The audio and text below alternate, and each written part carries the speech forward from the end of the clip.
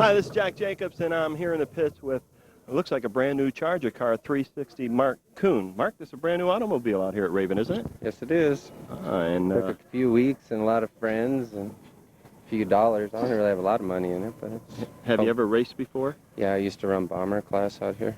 So you're not really a rookie out only at Raven Raceway? It's been a while. I was raced in Eloy a few times too. How long ago has it been since you've raced? Last summer. So it's been a while. Been a while. My last car I rolled, so it kind of scared me a little bit, and I just didn't want to mess with it no more. So. Who's sponsoring you in this new car? I got an Ace automatic transmission. I've got a place called the Body Parts Store, which is fenders, hoods, grills, and stuff like that for later model cars, which is, you know, really cheaper than the dealer. And I got Highway Drive Repair, which is where I work, which is general service, repair on cars, trucks, tractors, forklifts, and that. And then Arizona Frame and Axle, which does frame bending and things like that. Mark, it seems like, you know, from what you've just told me, you've been around racing for a while. You've got a brand new automobile. You've got no scratches on it. Well, that's going to be all done here in a little bit, I'm sure. Be all done in a little bit. Does anybody come after you out on the racetrack, you think, when you have a brand new car, just to sort of put the first scratch on it on I don't know, purpose? we were running bombers, we'd see a new car and we'd all target it, so, you know, just at least take a little paint off of it or something, you know. So, do you have that fear tonight? Let them hit it. That's what it's for, you know. Any strategy that you're going to use tonight? Any special strategy you might use? No, I really don't even know if it's going to work at all. You know, I was thinking I might need some more weight in the trunk or something because I don't have any, but I'm just going to try it. We'll go from there. Well, when the green flag comes out, are you going to put the metal to the pedal? Or you're not going to hold back and see how the car's handling? Yeah, I'll be easy on it. You know, I'll figure it out wheel packing if it's even going to work at all, probably. You know, and then the heat race will, you know, tell me something too. Make some adjustments from there, huh? Yeah, there's really not a lot I can do here, you know, but we'll take it like it is.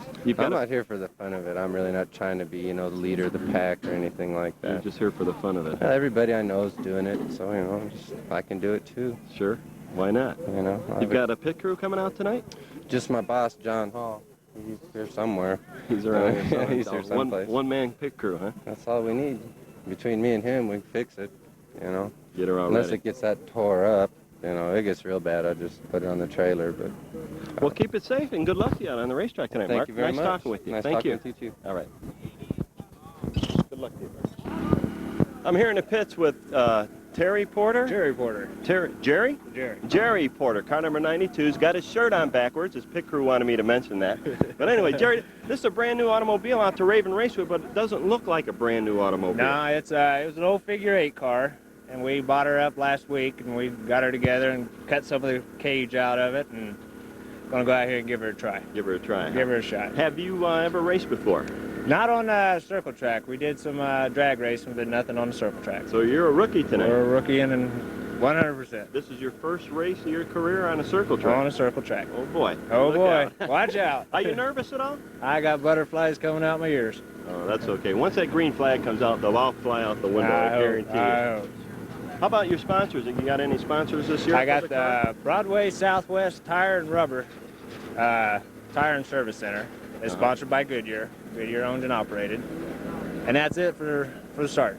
Have you ever driven this car at all in the desert or anywhere? Oh, we took it out and made a couple blasts up and down the road and out through the desert, but nothing really pitching it around, sliding and see what she'll do. So you'll get a chance tonight when they mud pack and do some hot lapping to get the feel of the car. Yeah, we really need to get out, John. I'm looking forward to the mud pack and hot lap.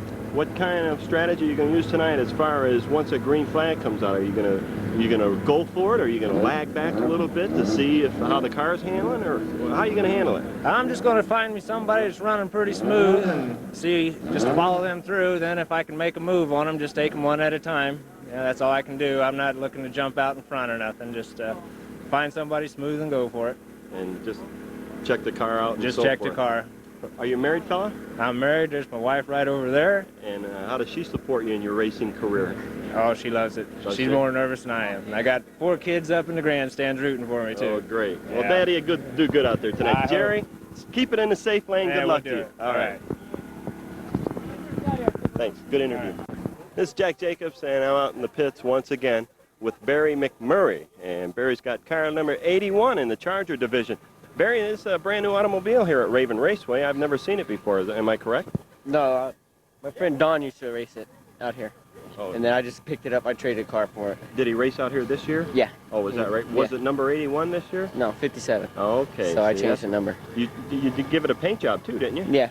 Give it a little quick paint job, new paint, new number, new driver. Tell us about your racing career. Is this the beginning of it tonight? This is the beginning. This is it right here. A rookie, huh? A rookie. Never been out on the racetrack before? Motocross, dirt bikes, but never. Never on cars. circle track? No, never. Any plans? Any special strategy tonight? Or? No, just go out there and have fun. Like everybody says, just go out there and have fun. You have any sponsors for your number 81 car? Plastic ornamental iron over on off Ajo and Country Club. Good friend. How come you decided to get into racing anyway? Oh, we come out here every weekend. But I mean, you yourself, how come you decided to become a stock car driver? Just the opportunity came up to get the car, and I went for it. Go for it. You went for it, huh? Yeah. Are you excited tonight? Nervous. Are you pretty nervous? Very nervous. Very, very nervous. You got your fire suit and your helmet already? Everything's ready. Yeah. It's relatively a safe sport. I mean, things can happen out there, I know. But, you know, from what I talked to a couple of the other rookies and I've driven before, once a green flag comes out, all those butterflies seem to fly out the window. Yeah. So you'll see tonight. Gonna do a little mud packing and hot lapping, and you'll get the feel of the car. So yeah, you'll do good out there. Yeah. You got confidence? Yeah. Oh yeah, definitely. Okay. Good luck to you there. Okay. Thanks, Terri. All right. Thank you. What?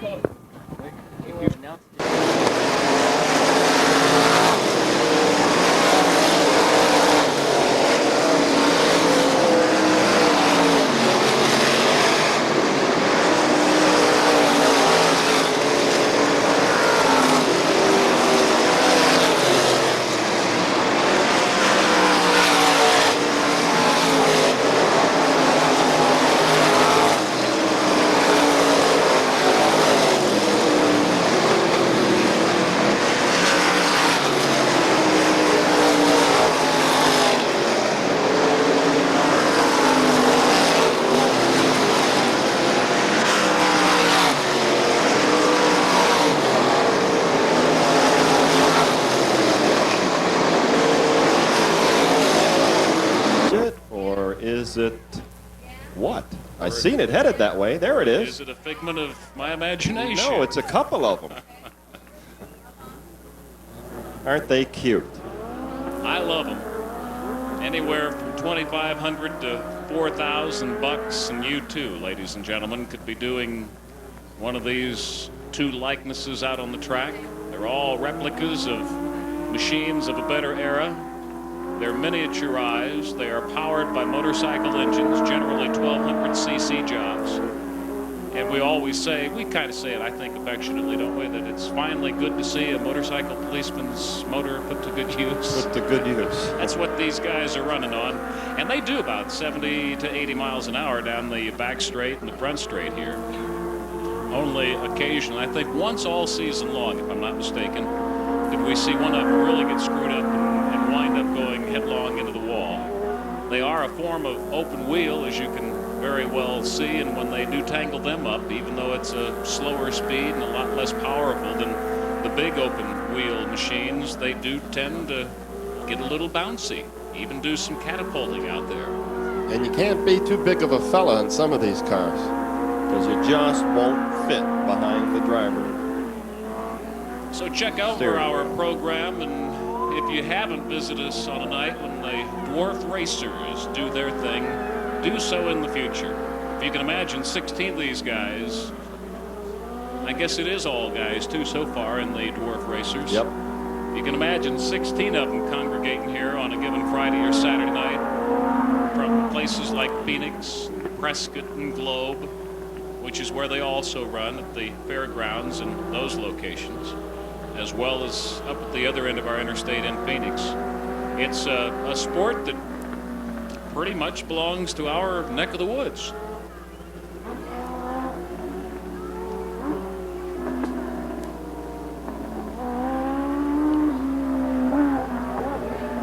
I don't know, the more I hang around this, the more the Charger route is an entry level to the sport of motor racing. I find that more and more intriguing all the time too. It's intriguing, and it's a real competitive sport also. It's not just a bunch of yo-yos out there pushing each other around. They're trying to win. They're very Being a competitive. part of the Raven Raceway family tonight. Now let's call your attention down front and center on the track. The man and woman who brought it from dream to reality here in 1987, and let's show them our appreciation because it's been a swell-lacious 5 months. Here they are, Dave and Linda Manus. Thank you very much. Got an announcement here we'd like to make. Mama Budweiser sitting down there on Stomper Hill, named Leslie.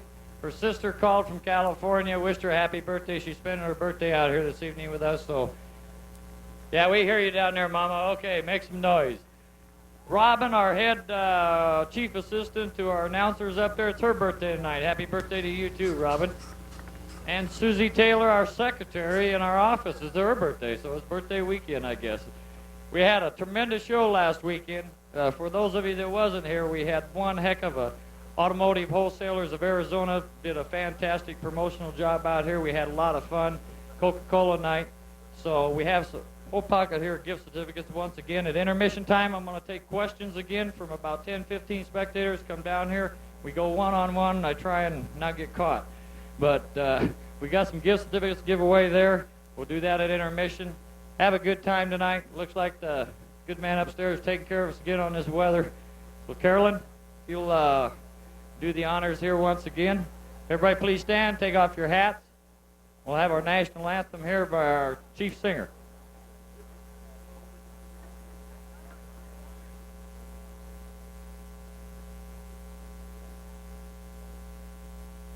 Oh, say, can you see by the dawn's early light what so proudly we hailed at the twilight's last gleaming, whose broad stripes and bright stars through the perilous fight o'er the ramparts we watched were so gallantly streaming, and the rocket's red glare, the bombs bursting in air, gave proof through the night that our flag was still there.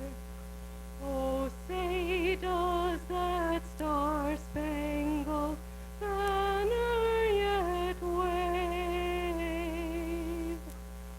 o'er the land of the free and the home of the brave? Once again, beautiful job, Carolyn. What a treat to have her every week out here doing our national anthem. I want you all to look down here who haven't seen this before. On top of this tower up here, it's kind of hard to see. We're going to try and get a light on it. We had the flag donated by one of our POWs. It's a POW MIA Missing in Action flag. We are flying it here very proudly. Got one other thing I want to tell you about. We got a very special show coming up. We're in the process now of working it out. I've been in talking with the Trimmer family this week, and George and Debbie, the Vicky Lim Memorial. We'd like to make it a real special show. It's going to benefit through their designation is to We the People, who I think benefits everybody up here. Anybody with children or anything that knows what this was all about, I'm very proud to be involved in this. My wife is.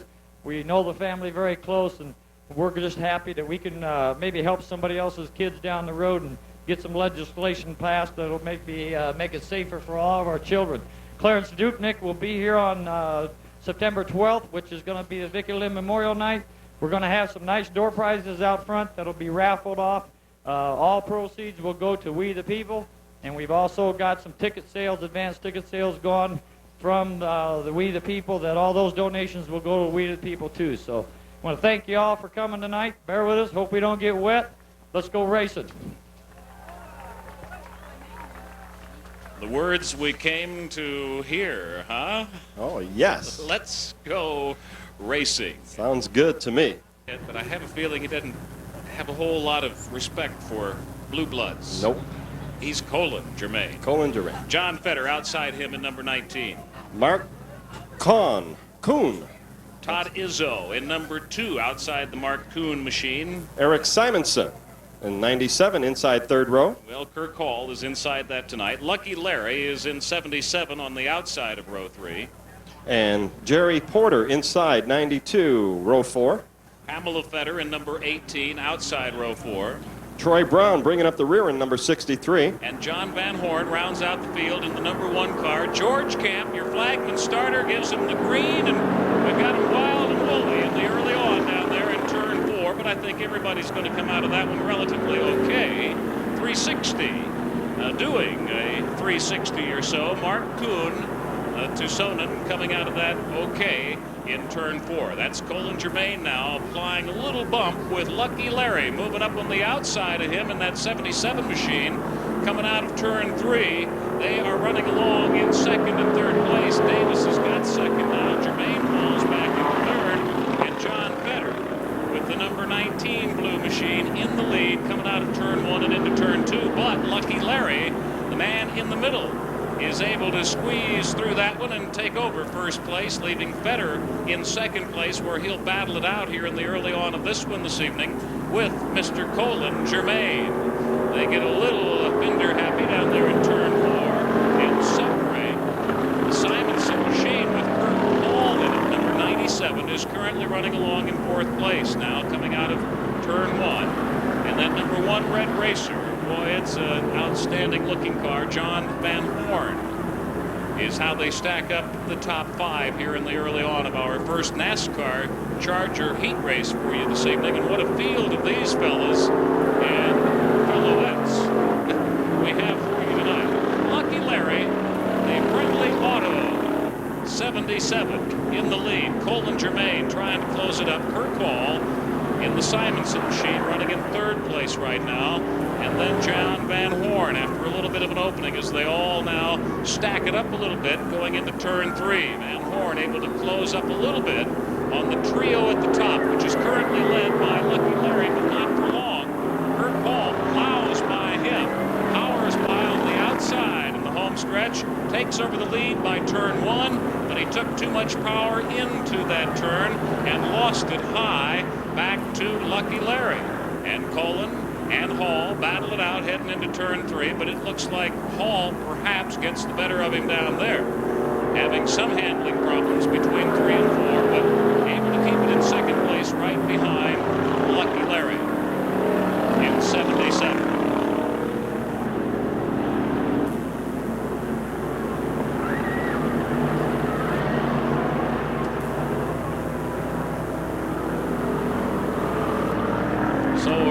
And round they go, and seesawing, they mix it up with 2 with the Hall in the lead once again now. Lucky Larry and then Colin Germain. Vanhorn still dragging along in fourth place with 18. Pamela Fetter trying to close it up from fifth place. But Hall's got himself a pretty good running borrowed ride, wouldn't you say? I'd say so, as the white flag comes out for Hall, and one more to go if he can just hang on to it. Well, let's see how he does on the last circuit here in our first heat race this evening for the Chargers, an 8-lap affair. Got a couple of rookies ahead of him right now, Tom, so you better watch out. Never want to let the concentration lap too much on you out here, or you can get in trouble real quick. I don't care how wide this 3/8 is. So the checkered flag falls for the man in the borrowed machine tonight. Kirk Hall in Eric Simonson's ride. Colin Germain in number 7 taking second place. Lucky Larry in number 77 winding up third. And John Vanhorn rounding out your top 4 in the first NASCAR Charger heat race of the evening. Well, the rookies made it all the way around the racetrack, so good for them. They didn't hit the wall or spin out or nothing like that for their first race ever in a circle track racing. The car number 97 was your winner. Kirk Hall driving that machine tonight. Second place, as Tom said, Colin Germain, and that car number 7. Lucky Larry Davis fell back into third just on that last lap. John Vanhorn, the number 1 car, wound up in 4th place. 5 months and some wild and woolly folks. Hopping real good, too. Brian Clayton in 91 off the pole. On the right of Brian Clayton, 98, Ron Bishop. Barry McMurray will have the machine number 81 inside the second row. Outside second row, 84, Paul Francis. Butch McCleskey, the pilot of number 36, inside the third. Driving the number 48 machine on the outside of the third row, Mike Chalvet. Bob Pennington, who has been right at the top as far as points are concerned in this division, in number 15 inside the fourth. Outside fourth row, car number 30, John Watson. Jeff DeWhite and Scott Hammond round out the field, and they've got the green flag from George Camp and Ron Bishop. It's the early move on the outside, powering his way into the lead by turn one. Now the only question is, or at least the most immediate question is, can he keep Brian Clayton and number 91 out of his hip pocket? I'll tell you who else he better be thinking about. 2 who else's, as a matter of fact. Make that 3. McCleskey, Pennington, and Watson. They're running 3rd, 4th, and 5th behind your 2 lead cars right there. And you see Bishop trying to put a little pad on it here in the second go-around. Pennington's got company from Watson. John takes it low inside turn 1 and snatches a position away from Bob Pennington by the time they exit turn 2. Oh, look at Bishop going way wide as Clayton takes him on the inside down the front straightaway. Ron got that one a lot higher than what he would have liked, and Clayton slips back into the lead, and Bishop now will do a little thinking. And Pennington, that's the second go-round for him that I think he's gotten a little higher up there in turn 1 than what he would like. Maybe we were just overly expecting a lower groove tonight, Jack.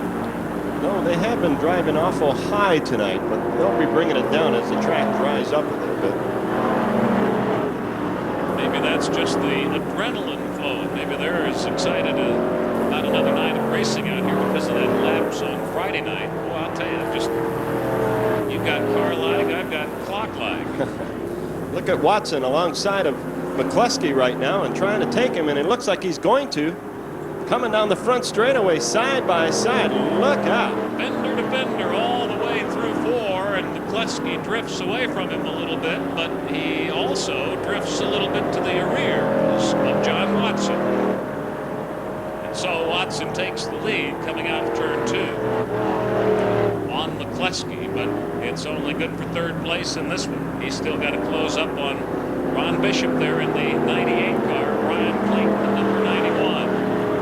Bishop hanging right in there behind Clayton, but here comes Watson. And a smart, slower, and lap car up there that got high, took the high road so as to stay out of the way of those 4 fast closers, if you will, who are stacked up to his left in turn 3.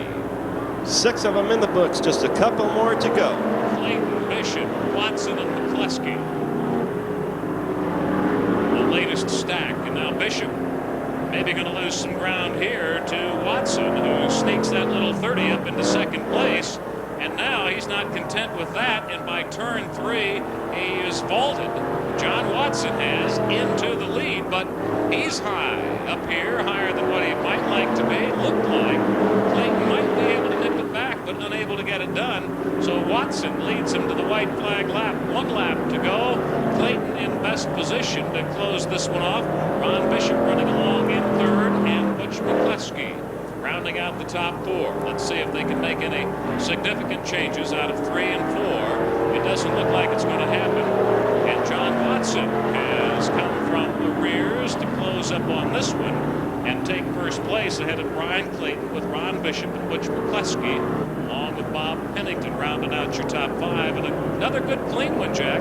Very good clean one. No yellow flags for this one or the first one. Watson coming up from the rear to take the lead over Clayton and Bishop. Bishop had it for a while, but lost it to Clayton. Clayton had it for a while, lost it to Watson. Clayton almost got it back, but just couldn't hold on to it as John Watson in the car number 30 wins it. Brian Clayton in 2nd. Ron Bishop winds up in 3rd. McCleskey takes 4th in that 36 machine, and Bob Pennington in number 15 winds up in 5th place. Some good, clean racing in our Charger division, Tom. He will be on the pole with that Chevy 404 that, as you see, is white tonight. Mike Hancock in number 73 will be on the outside of Paul Banghart. Jack Moore piloting 23T inside the second row. Outside second row, Wes Meeks in that car number 5 from Globe. Jamie Throckmorton, is it a plane? No, it's a car. B-52 inside the third row. Outside third row, car number 14, Terri Green. Jack Cocott, who put her in the win column several races ago out here, has number 4 on the inside of the fourth row. Lou Malandrone in number 48 from Tucson, outside fourth row. And Chuck Boslin with the most patriotic T-bird you've ever seen. And we've got Green running. Look at that 20-year-old go crazy right off the pole. Paul Banghart telling us before tonight's racing and displaying a tremendous amount of confidence and saying he feels he's due, that it's his turn. He's a 20-year-old piloting that 71 machine, Paul Banghart, and keeping Jack Moore out of his hip pocket in the early on this one. Jamie Throckmorton and Terri Green rounding out your top 4 as we bring him out of turn 3 and looking for Hancock to keep that machine of his moving and keeping it out of trouble. Jack Moore maybe losing a little bit of ground to Paul Banghart in that 71 machine. The Eloy car safely makes it to the pit field after experiencing an early on problem. There goes the Buick of Lou Malandrone spitting fire as it heads up into turn 1. But look at Banghart go. Boy, he's really flying around the racetrack.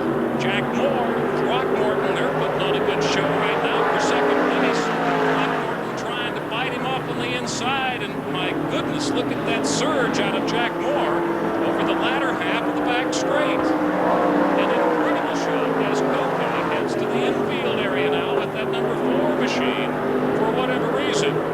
Paul Banghart, at least concerned about Coco right now.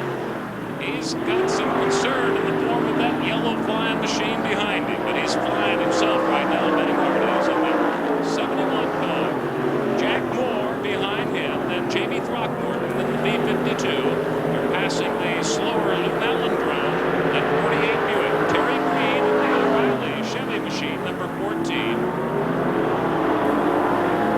And Banghart now trying to jump off the lap on Chuck Boslin's number 90, the patriotic T-bird up there in turn 3 as the leader. Paul Banghart opens up his lead on Jack Moore now, and he's got a pretty good margin building. Jack by turn 3 as the white flag falls per flagman starter George Gant. Banghart all but in the books on this one.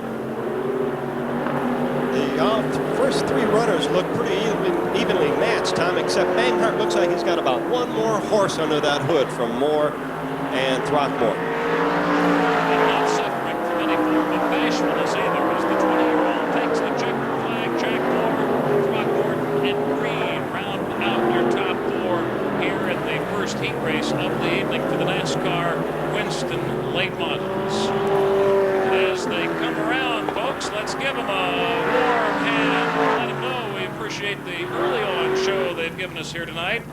A couple of big main events to look forward to, and if these early heat races are any indication, I'm sticking around, Jack, and I know you are too. Boy, that's for sure. Well, he predicted it tonight, said he was going to have a good night, and so far he has. He's won the first heat race for the NASCAR Winston Late Models, car number 71, Paul Banghart.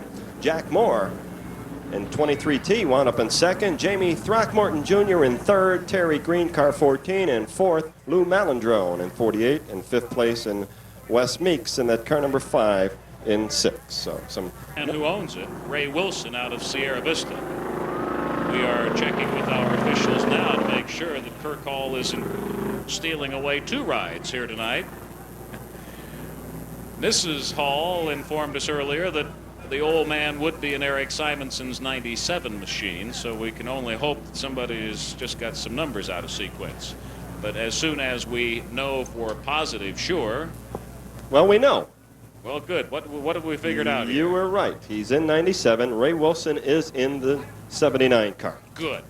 I would hate to see a Sierra Vista car up here without its Sierra Vista owner driver.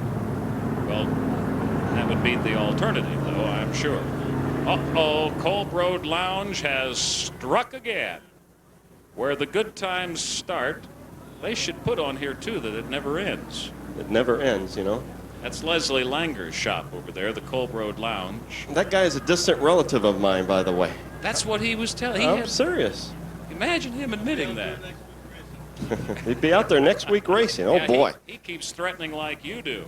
What's he brought up from the Kolb Road Lounge but some little certificates good for 1 6-pack of domesticated beer. How do you domesticate beer? I don't know, but we've got green anyway in the first or third heat race of the Chargers, Tom. And Boy. look at that, David Fox jumping out in front. Camp didn't let any grass grow under his feet on getting this one organized, did he? And look at Sheila go, running along in second place right now. Another one we've talked about, rather do. David Fox, the Smurf machine, in the lead. Sheila at number 22 and Bob Langston in that 45 car. That's how they stack up, your top three, with Ray Wilson out of Sierra Vista. In fourth place right now as the leaders bring it out of turn 2 and down the back straight. But looks like David Fox is running her pretty well tonight. Looking real well out on the racetrack, holding it in on the inside and down the center as he comes down the front straightaway. But Sheila's right on his tail. In lean, clean, and mean green racing, Ray Wilson now makes a positional advancement. He's up into third place, running along behind Sheila as you see them bring it out of turn 2. Ray Wilson in the 79 Camaro on the outside of Sheila out of turn 3. Let's see what happens as they try to cut down the lead on this guy, David Fox, the Zero Smurf car. Look at that. Each lap he ticks away, Ray Wilson. But Sheila's not just going to lie down and let this one go uncontested. She's going to hang tough and snatch that position right back from Mr. Wilson. He goes after it again up by turn 3 and temporarily at least bolts in front of Sheila and takes aim on the leader. He's not got but more than a fender's length on Sheila across the homestand area, but now he opens it up. Crisscrossing into the second place out of turn 1, and now thinking about taking over the lead in this one, and his cheering crowd trying to bring him on, but they didn't quite get the job done there. Oh, he almost lost it, and Sheila almost lost it. She climbed up on top of Wilson rather, and went up in the air, but she's back down. There is still time in this one. Let's see if Wilson or Sheila or Langston can close it off. Boy, that's a bright dash light in that last machine going around there. Take a look at that the next time around. Uh-oh, one up against the wall. Continues in the lead. Wilson in second place, then Langston, then Sheila. 1, 2, 3, 4. And time now beginning to rapidly roll away on this one. Terri Gibson should have took a right there and drug her into the pit fields and got that tire repaired, because it's going to be a bear of a car to drive, and he's left himself high and dry up between turns 1 and 2. We've got another one wild and woolly over in turn 3, so that'll bring out the first yellow of the evening. And here we are in the fourth heat race. This is getting to be a more and more proficient bunch. Less and less of the yellow, more and more of the speed, and quite frankly, more and more of the fender-to-fender, wheel-to-wheel kind of competition that we, the spectator, like to come and see. Looks like Sheila Vanhoff between turn 3 and 4, and she's going to get the hook thrown on her right now. That was the white flag lap coming up on the next one for Fox. If he could have hung in there, he just might have got the checker flag, but now it's going to be real interesting, Tom. That it will. We'll probably get white and green on the next lap. We'll see what George has up his sleeve. But it's going to be right down to the wire anyway. You saw George just then point to his bottom and think perhaps that he was doing something obscene for Terri Gibson's benefit. That's just the way the flagman starter indicates to them that you're out of here, or go to the back of the pack. But Gibson can't hang around the back of the pack because the tire is going to wear awfully thin very short period of time. Well, I hate to say Sheila on the hook. So do I. She's a real competitor, and I tell you, she drove a whale of a race for that invitational race we had here last week. Just about had it won, and got spun out on the last couple of laps. She's a real competitor. I'll tell you what, she's no powder puffer. So of the survivors, the yellow simply means they will be bunched up. When we go back to racing, it'll still be David Fox in the lead, but Ray Wilson up from Sierra Vista will have 79 right behind him. Bob Langston will have 45, as you see it, in third place. Don McMurrick will have the 06 in fourth place. You know, Tom, on this next lap, when the green flag does come out, it's not all car and all driver. It's a bit of strategy coming up, because that guy, that Ray Wilson, if he puts the pedal to the metal at the right time, he can overtake Fox, or Fox can put the metal to the pedal at the right proper moment. He can just pull away from Ray Wilson. So we're going to see what happens here. I think old Lady Luck plays an awfully important role, too. Yes, it does. It just all depends on whether it's your number being called that given night or not. And that's not to take away at all from the talent that has to go with it. But there is, to a certain degree, a parity of that talent, and sometimes it's some of the other more intangible things that wind up figuring into a good night, a successful night, a winning night, a not so winning night. They look good to George Camp. He's giving them the green, and here we go. Third heat race of the evening for the NASCAR Chargers, and they unravel just as they came out so far and all the way through the first turn. Don't see any changes brewing out of turn 2 right now. All of them looking up to the Smurf car, the Zero machine of David Fox, who is about to get the white flag, and he'll be just a lap away from putting this one in the winning book. If he can hang on, because here comes Wilson right now. Wilson trying to take him on the inside, but can't quite get up under him at turn number 2. Let's see what he does now, Tom. Wilson closed it up real nice at the right end of the track. Let's see how he does down at the left end. Right down to the wire. Thought of going low and sweeping by on the inside, but it was not to be done. David Fox of Tucson succeeds in holding him off in that Smurf car. Ray Wilson in 79, second. Bob Langston third in 45. Don McMurrick in the 06 car fourth, and Carsey Horvath rounding out your top 5. Hey, this is his first win here at Raven Raceway this year, folks. Let's give him a good hand. The car number 0, David Fox. Junior Stacy driving the 05 car for Chris Dobbs tonight, and Junior from Tucson.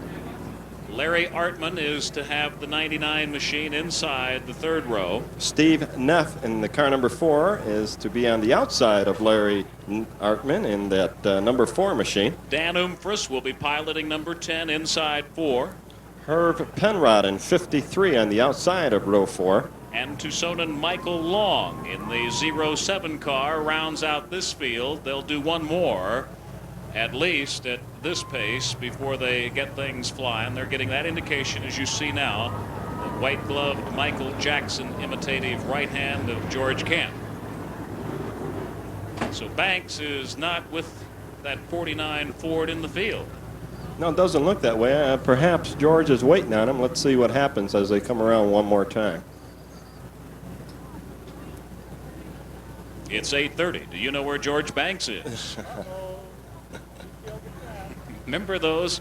It's 11 o'clock. Do you know where your kids are? Yep, down at the pub.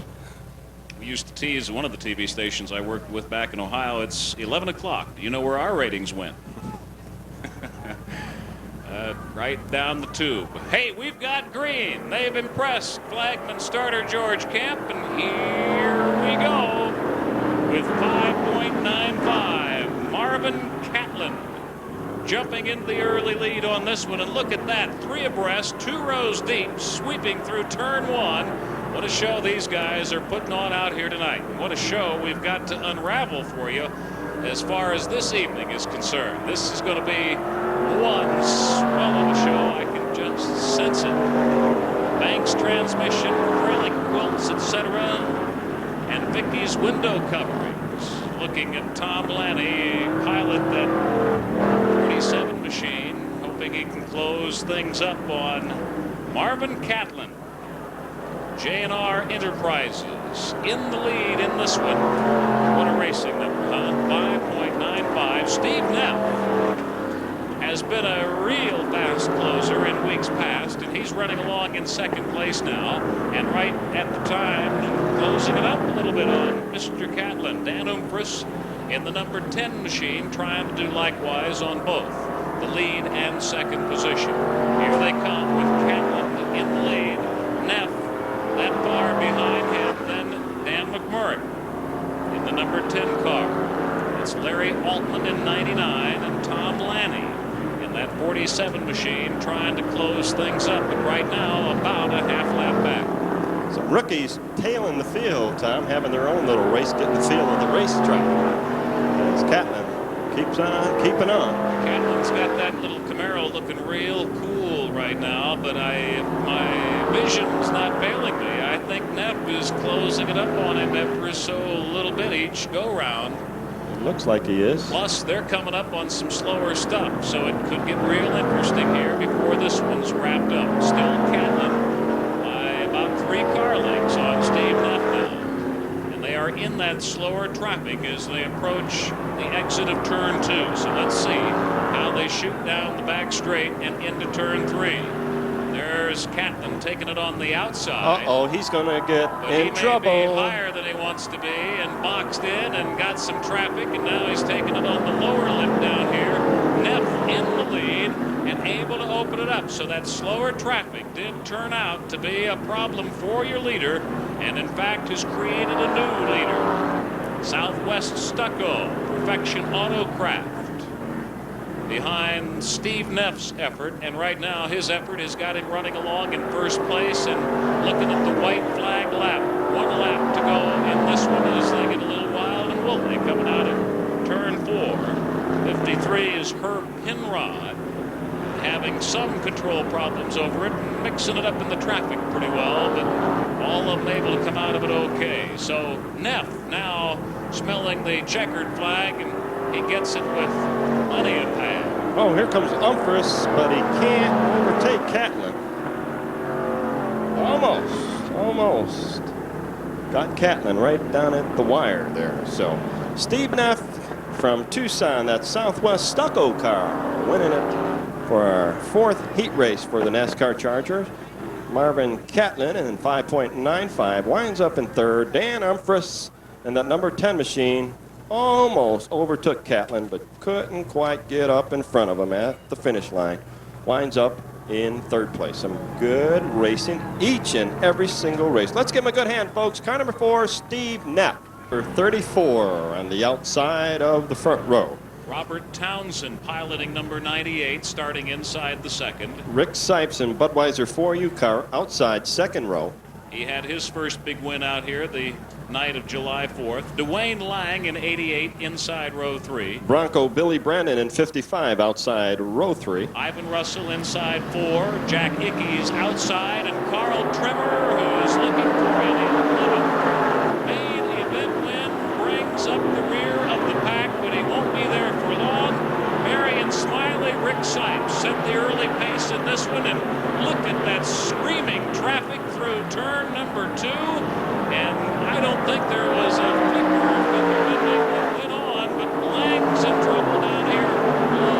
Inside turn 4. Lang brings it back out of the infield, though, looking to be unscathed. Maybe some undercarriage problem, though not too likely in that particular area right there.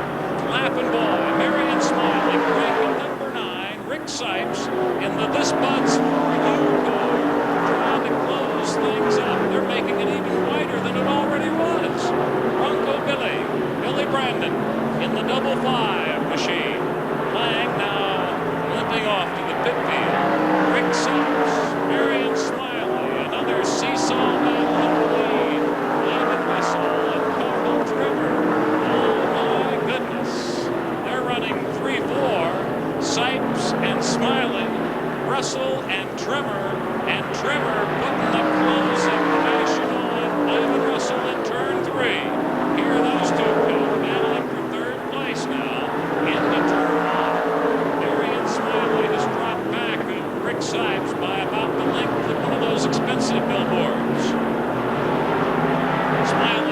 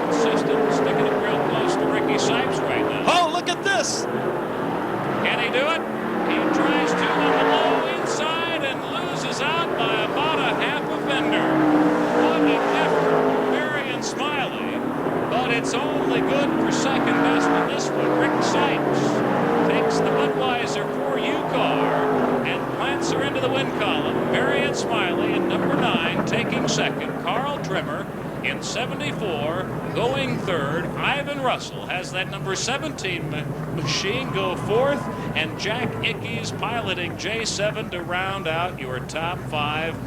Wow. Man, oh man, what exciting racing. I'll tell you what, Smiley almost had him, but Rick pulled it off right down at the wire. Like you said, Tom, just about just a quarter of a fender's length on him as they came across the checkered flag. And Smiley wound up in second place. And what a battle we had going on between Russell and Trimmer, with Trimmer taking on third position in that race. So some good, exciting racing each and every race that we've had so far tonight. All of them, Chargers and late models alike, have put on one whale of a show for us here this evening.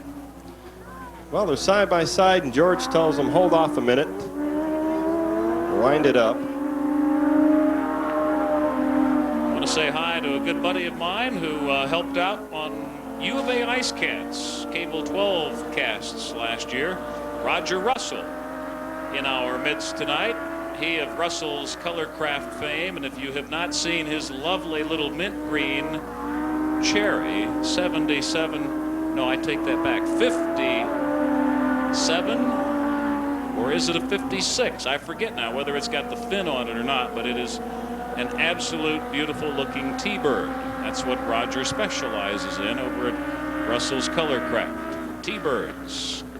He's a T-bird man, and it's a 56. 57. You got 2 fingers up, a thumb and a finger. 57. 57. As I said, all evening long, it's one of the toughest 57 T-birds in this city.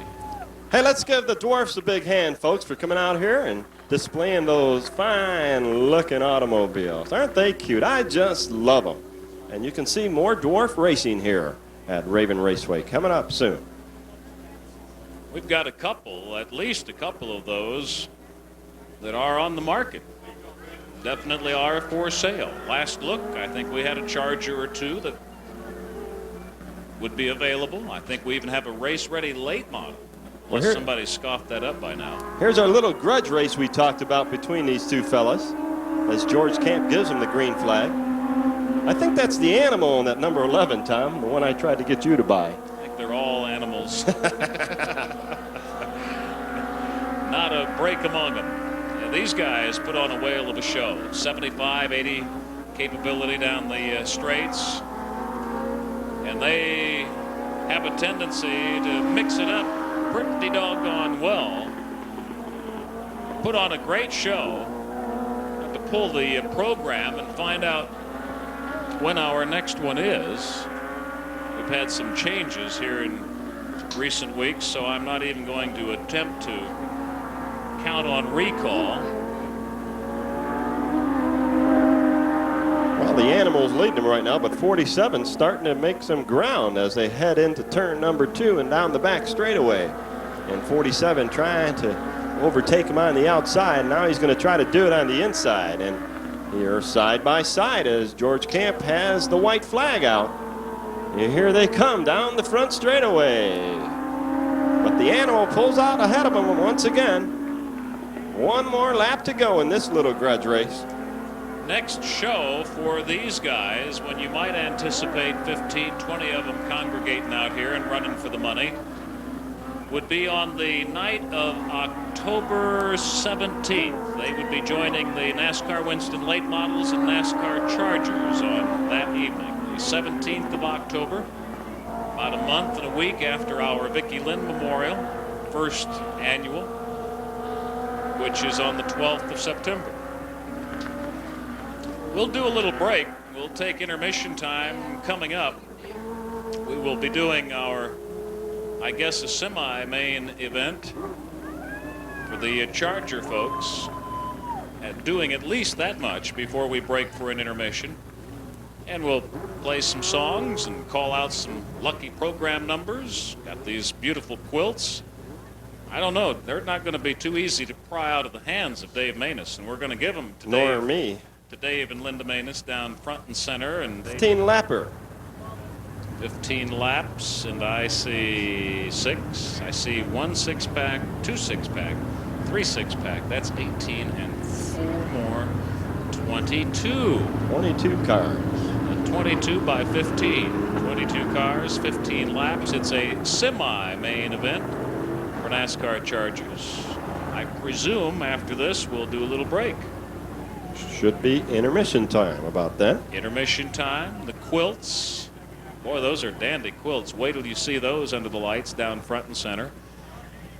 Dave will handle that in our intermission time, chatting with some of you folks. He'll want questions from you tonight, as he always does. So if you can conjure up a question or two you've got on the sport of motorsport racing out here at Raven in 87, be thinking about it and ready to take it down to the fence at intermission time.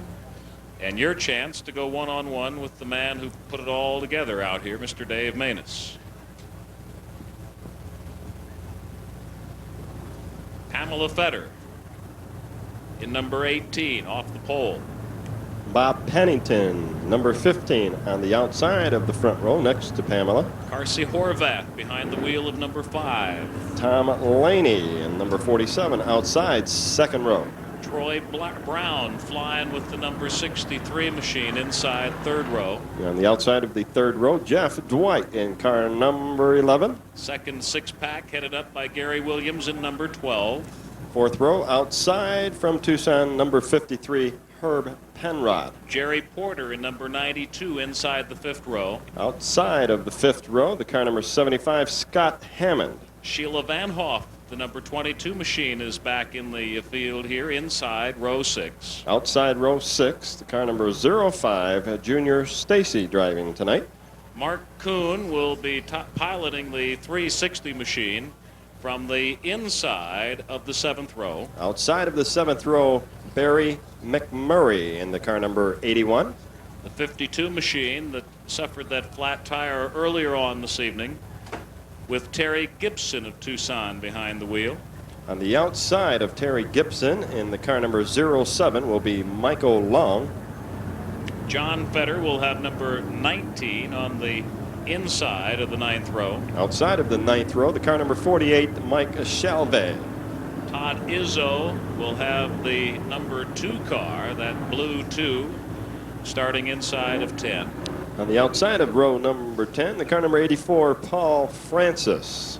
Dave Mikula in the 65 machine will be inside the last row. And on the outside of the rear will be Fred Descamp in the car number 54. And 22 with Sheila Van Hoff, a no-show, apparently unable to get that one turned around. So what we had feared might be the case has turned out to be the case with her.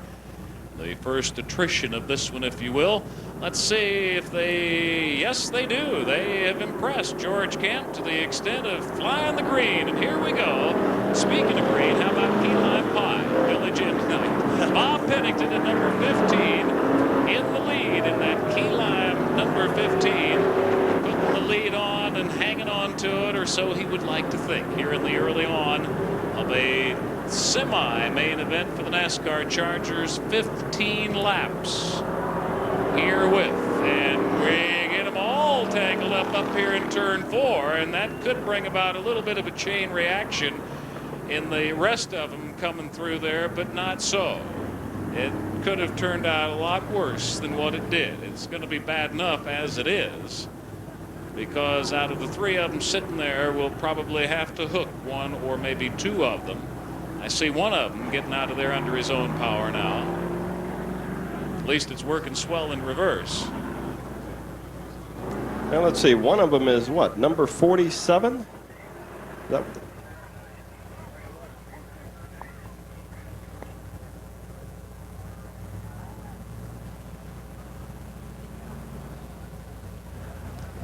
so one of them is number 47.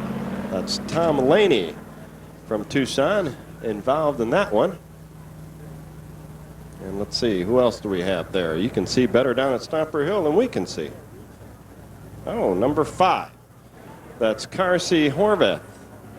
And he gets it under his power once again.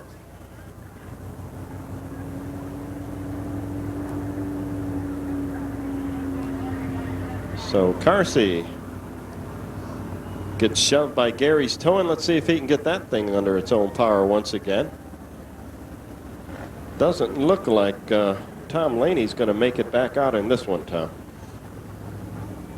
Well, we'll keep our fingers crossed anyway, as we always do. Boy, I'll tell you, the effort that you sense and see go into it across the week, in addition to the regular jobs, and this really is a first love for these guys. Even the girlfriends will stand up here and vouch for that fact, and that they're 110% behind it being that way. It really is a blood sort of thing, and you hate to see any of them make it this far and then, for whatever reason, not be able to race. There's nothing more frustrating than to be turned into a spectator.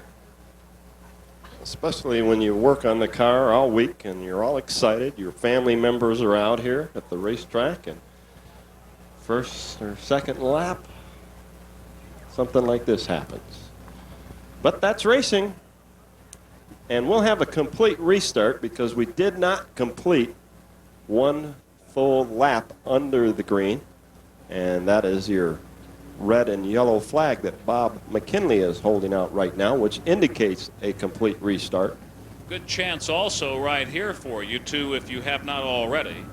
Get your program, because we've got lucky program numbers dead ahead. We'll be doing that after a couple of songs into our intermission break here this evening. And some dandy stuff to give away tonight. We'll be doing some of it from down in front. Others of it we'll call out the numbers, and you'll head back to our program video booth and get your prizes and surprises back there. So not a whole lot of Raven Raceway programs left here tonight. We do have a few in the red program video booth right in rear of the grandstand. So get your lucky program number secured, hang on to it, know what it is, and be ready to run for the goodies upcoming at intermission, which is right around the corner.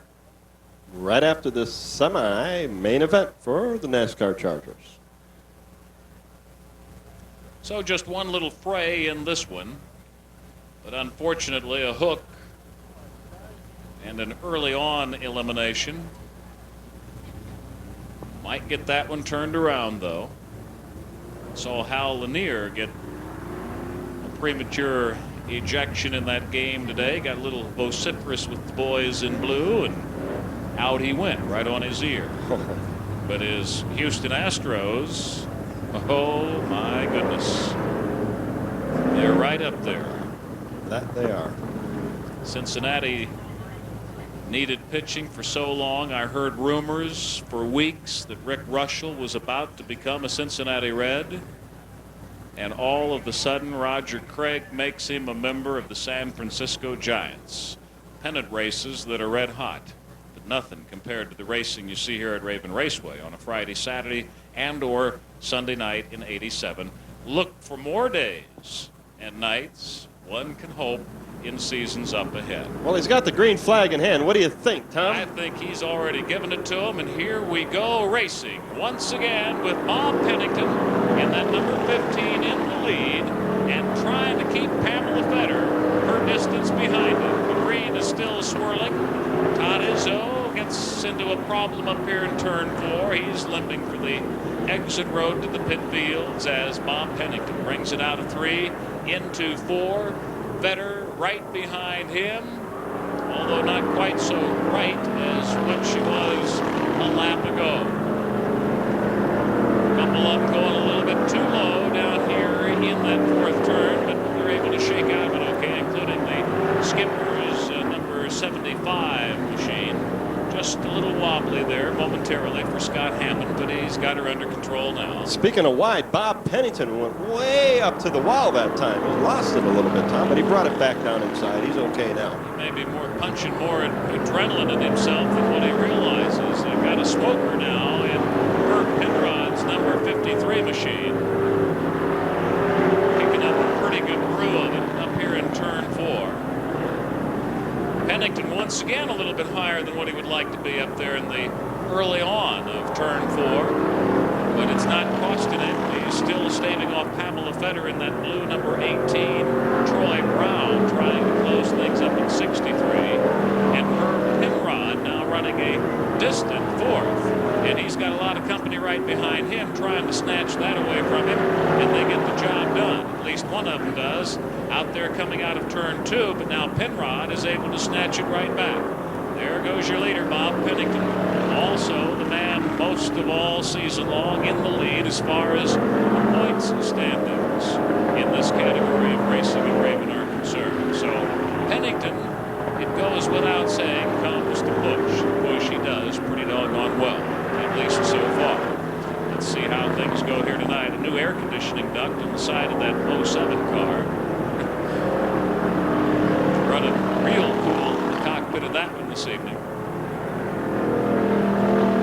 Didn't see what happened to Izzo, but he has got the blue number 2 rolled off in pit field right now.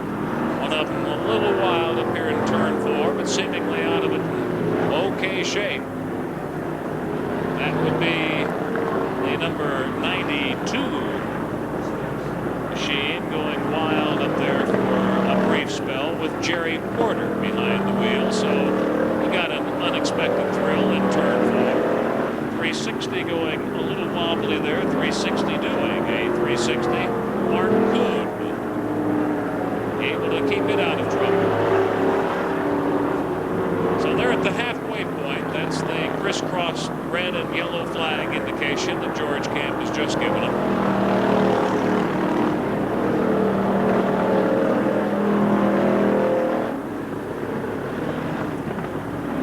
Well, Pam Feder hanging on to second place, Tom, and Troy Rowland winding up in third place right now. Troy Brown, I should say. My eyes deceive me. And here comes John Feder, Pam's husband, in that 19 machine. Uh-oh, look out, John. Ho-ho. You know that sensation, don't you? Oh, yes. We've got one spun out there just beyond turn number 2. Who would that be? Looks like a rookie out there, if I'm not mistaken. Looks like number 81, Barry McMurrick. Let me check it out.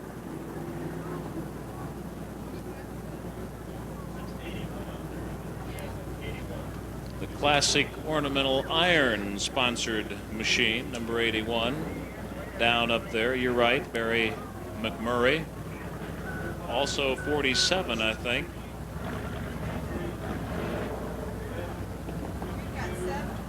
So 7 laps are in the book.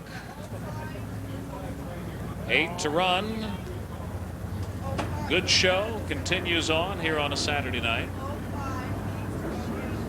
And you hear Tony Barrow and some of the other of our track officials in the background, radio trafficking, sorting this one all out tonight. Seemed to have a billfold that took a hike. No pertinent poop inside it, huh? And it's got money inside it. Now let's see if we can find some identifiable trait with which to have it properly identified up here. This could be tricky. There's not a whole lot to work with.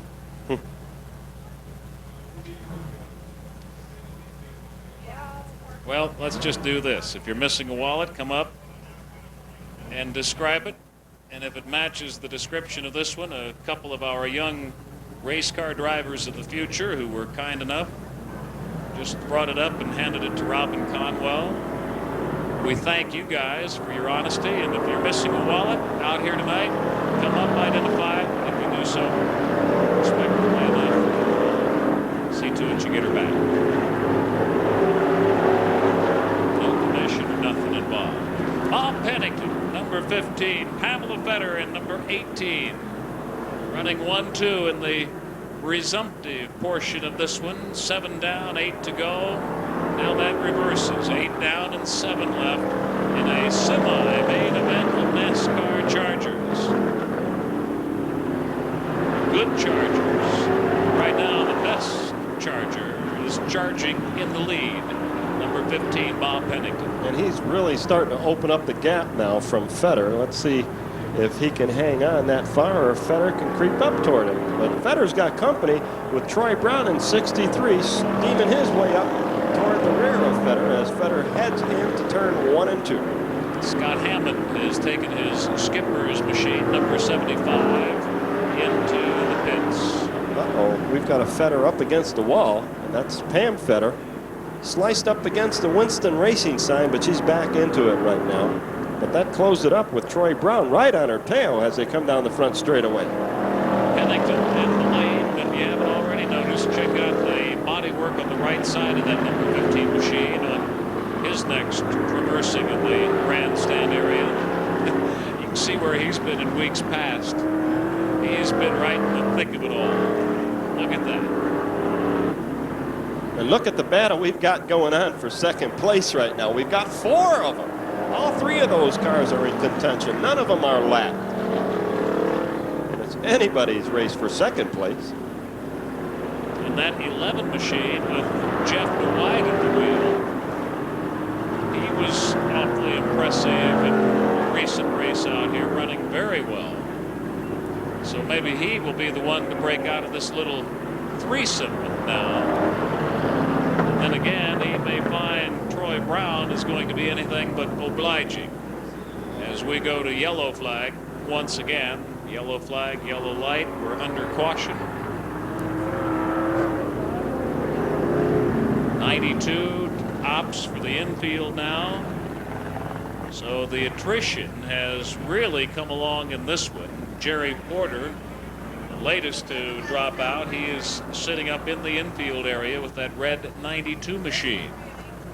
And the guys who remain will continue to be led by that guy right there, number 15.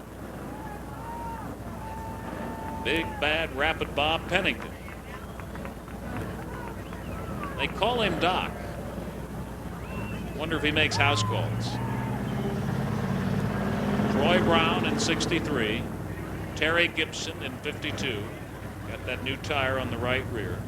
Jeff Dwight in the 11 machine.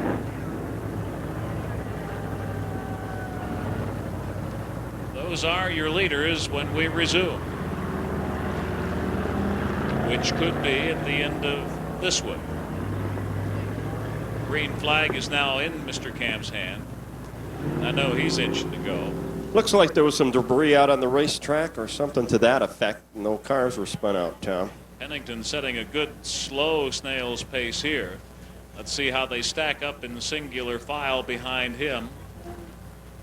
Doesn't look to be a problem amongst the whole of what is left, and that is 11 cars out of 22. So we have lost half of the field of this one. The half that remain go green, says George Camp. And here comes Bob Pennington from the pole in the lead into turn 1 with Brown, Gibson, and Dwight set to try to close it off before time runs out on this, your semi-main NASCAR Charger event. Terri Gibson takes over second place, albeit temporarily up into turn 3. He is still in second place in turn 4. Now he loses that position to Troy Brown. So what he had gained, he lost right back in about a half-lap stance. Bob Pennington all alone. 2 or 3 big expensive billboards up now. Still looks a little high in turn 4, but maybe that's where the groove is going to establish itself after all here tonight. Sure looks that way, Tom. Very few of them hugging on the inside as 53 smokes up down the front straightaway. Really? Uh-oh, we've got a tire off over here. Really stewing up a blue stem. Not only got a tire off, we got the wheel to go with it, doing some pounding under the Vicky Lynn sign up there. So that will produce yet another yellow to go with our blue smog.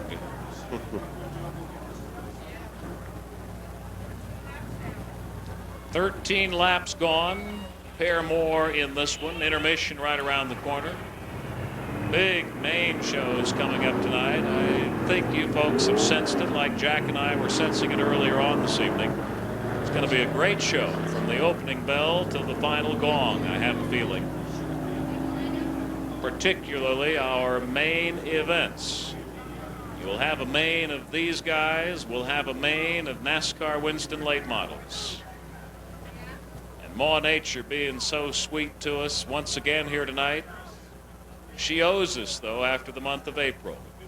If you have not gotten your lucky program number as yet this evening, this would be just about your last chance. We'll be calling out, Jack and I will, lucky program numbers about 6, 7, 8 minutes into our intermission period, which is coming right up. Also during that intermission, Dave Manus, the guy who made it all possible here at Raven in '87, will be front and center.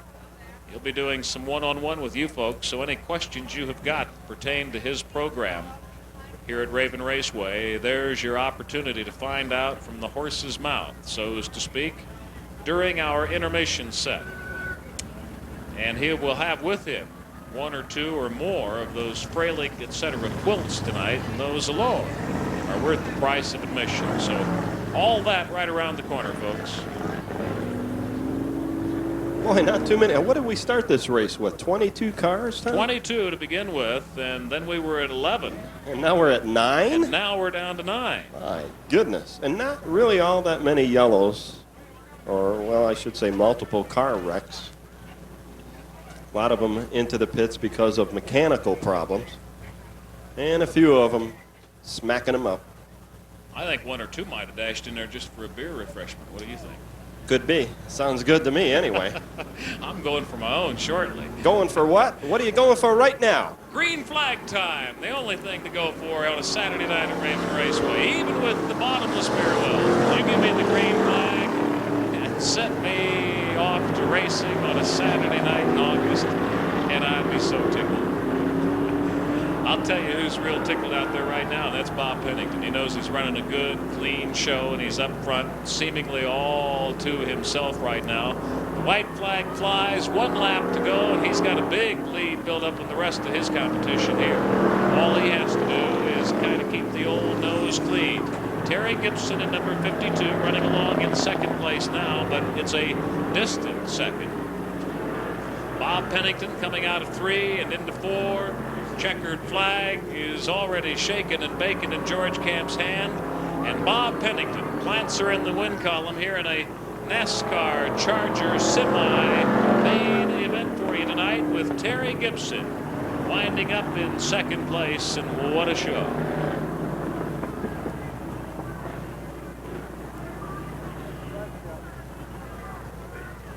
And behind Gibson in the 52 car, Pamela Fetter in number 18, unofficially taking 3rd place. But the Concar Charger main event. But that's what will be happening. So,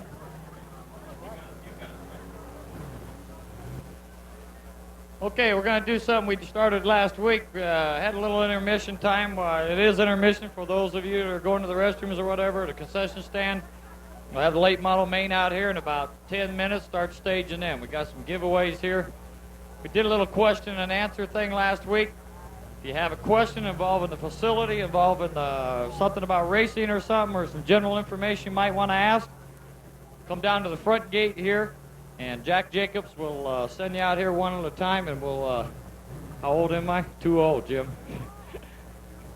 And we'll have a little question, a little fun here. We've been doing this, and it worked real well the last couple of weeks. A lot of people had some good questions. Jack, why don't you come out here for a minute? Yeah.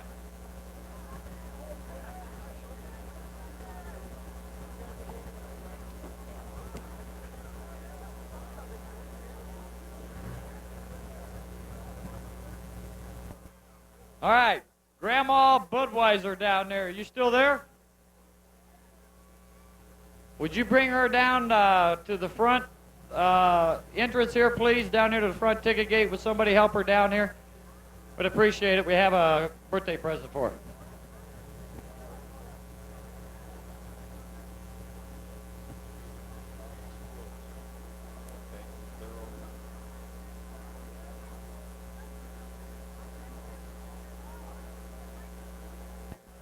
doing just fine, thank you. Okay, you have a question, George? Now, you're going to have a demolition derby out here and mud bogs. Excuse me a minute. We are tentatively looking at a demolition derby for after the last race of the year. It'd be a Sunday afternoon deal. As far as the mud bogs, I am talking with the people right now, and hopefully we'll come to some sort of agreement where we will bring the mud bogs back out here. Thank you. Just a minute here for you. Here we got some leftover gift certificates that came from Automotive Wholesalers of Arizona last week. From Rampage Auto Parts, got 5 quarts of oil, 30 weight oil filter for yourself there. So take that in and thank them personally.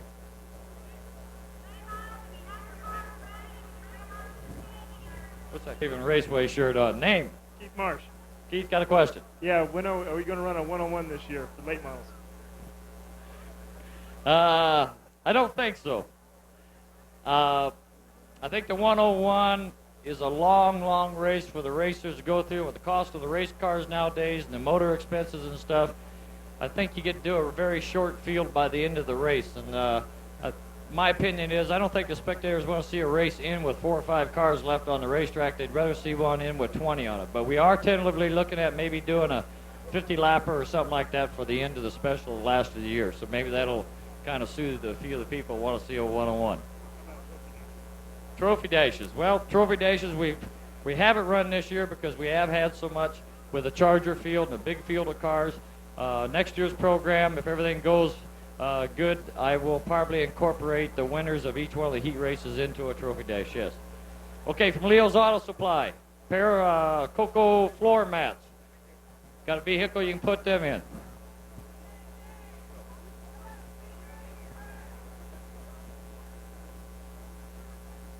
This lady is the one earlier this evening when we had our little flag raising ceremony. Her sister called me from California today. Didn't know nothing about it. She was very concerned that she was going to be out here at the races on Stumper Hill.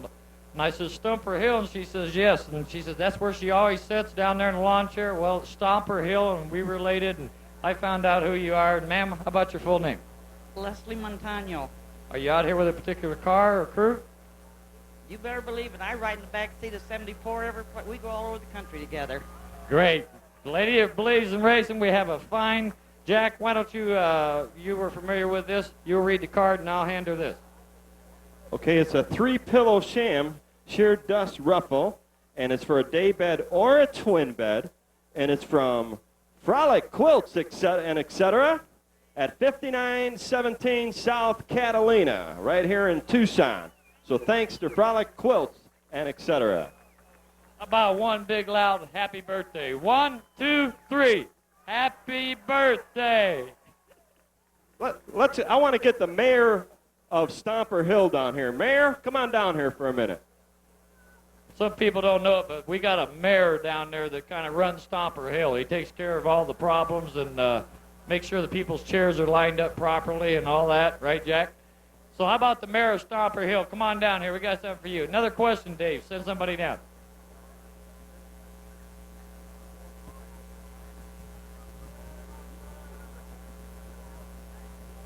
Name? Jim. Jim what? Jim Walbert.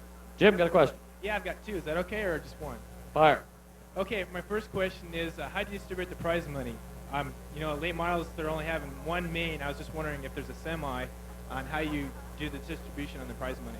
Okay, the prize money is a $4,000 posted purse.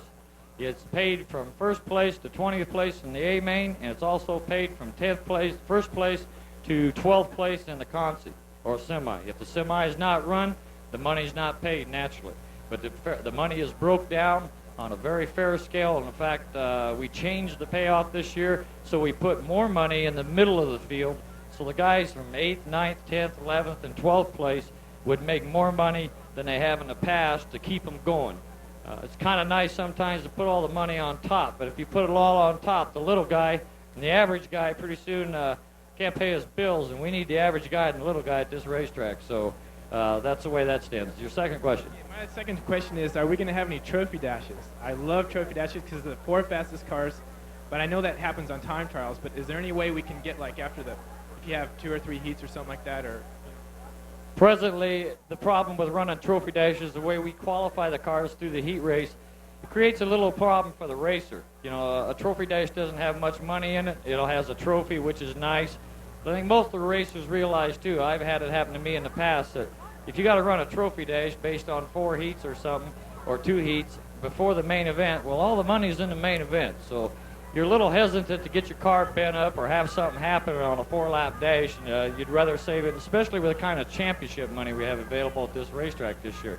Budweiser and Golden Eagle Distributors put up a nice chunk of money, $5,000 for the late model champ fund. I've paid in already about $4,000. We have Winston that's put in $2,000. So right now this year, presently, the late models are running for a $12,000 champ fund, which is more money than they've ever raced for here. So I'm very proud of that we've accumulated that.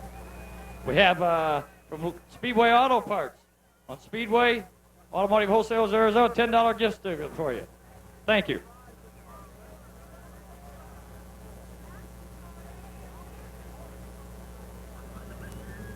Ladies and gentlemen, let's give him a good hand right here. The mayor of Stomper Hill from the Cove Road Lounge, Art. Art, what's your last name anyway?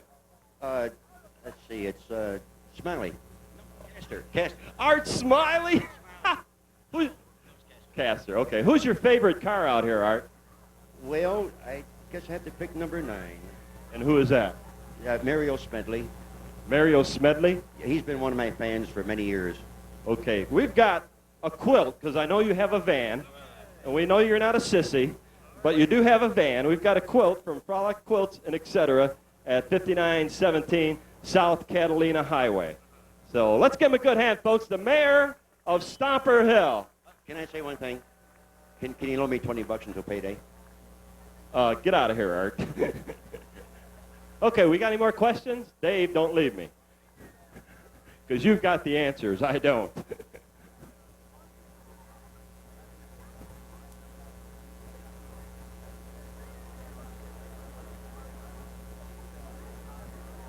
And thanks to Frolic Quilts and etc.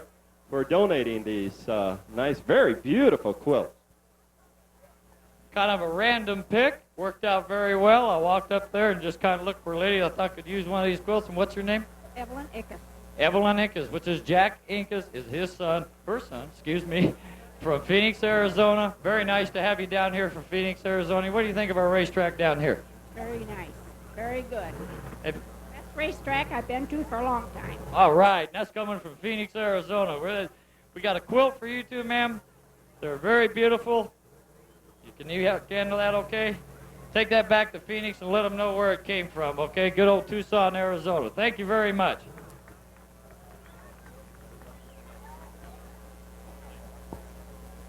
Thanks once again to Frolic Quilts and etc. on South Catalina for donating these beautiful, beautiful quilts. Name, sir? Jim Williams. Jim Williams got a question. I want to know the rules on the claim of these Chargers. Oh, okay. He wants to know the rules on the claim of the Chargers. Okay. The rules go that if a car is claimed and the owner refuses to sell the car does not get any money for the night and does not get any points towards the NASCAR point fund. If there's not a declared owner on the car, then the driver is assumed to be the owner. If the driver refuses to sell it, he also loses his points and money for the evening. If he chooses not to sell it, he also relinquishes his NASCAR license for the remainder of the year. That gives him the entitlement to run for the point champ fund. Oh, you can still run? You can still run. We do not deny a person to run. But we think it's only fair that if they're going to live by the rules, they live by the rules, and we try and make them fair for all of them. So there's a nice champ fund. Coca-Cola put $1,000 on the Chargers champ fund. I personally have paid in probably over $1,000 already, and we've had also Gatorade put $500 in it. So the Chargers have a $2,500 champ fund. And a lot of you people, that don't sound like a lot of money, but you divide it up amongst 25 places. I raced out here for many years and won super modified championships and a few others that only had $500-600 in the champ fund. So I think that's something we've tried to develop here is better champ funds for the racers and make them play by the rules. From Brassfield Auto Parts, one of our fine sponsors and fine competitors out here, $10 gift certificate. Thank you very much. Dave, one more.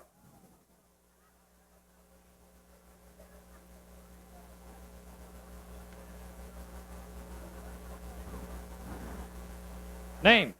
Gary Bones. Where are you from, Gary Bones? Chicago originally, but now I live in Tucson. Cobra Tavern, right? Right. Question. Dave, I'd like to know if you're a rookie beginner in the Chargers, do you get any practice laps or do you have to come out here cold? Got to come out here cold. And I know sometimes that's a shocker to them, but by the same token, the Chargers don't have the speed factor. I think they learn really fast with their competitors. The racetrack is very forgiving. In designing the racetrack nice and wide, we had hoped that we would cut down on accidents and things and give a guy someplace to escape when a wreck happens. And that's what's happened all year. I think a lot of people have seen it. We haven't had very many bad wrecks out here, and that's a tribute to the racetrack being so wide. So they got to learn like everybody else. They just put their driver's suit on and come get them. Got dinner from 2 from the post-time pub on Craycroft. Justin and them been fine helpers out here. They've had a couple promotional things. I guess we got one coming up at the Cobra Tavern too. We had one at the Music Box. If you fans ever hear of Raven Raceway parties, we've had a couple good ones here in the last 2 or 3 weeks, and usually Tuesday or Wednesday night, and a lot of the racers get together and go down and lie to each other and pick on me. So thank you. Dave, I'd just like to say you're doing a terrific job out here. Thank you very much. Appreciate it. One more, we'll bring the main event out. Send one of these kids down here. They always got good questions.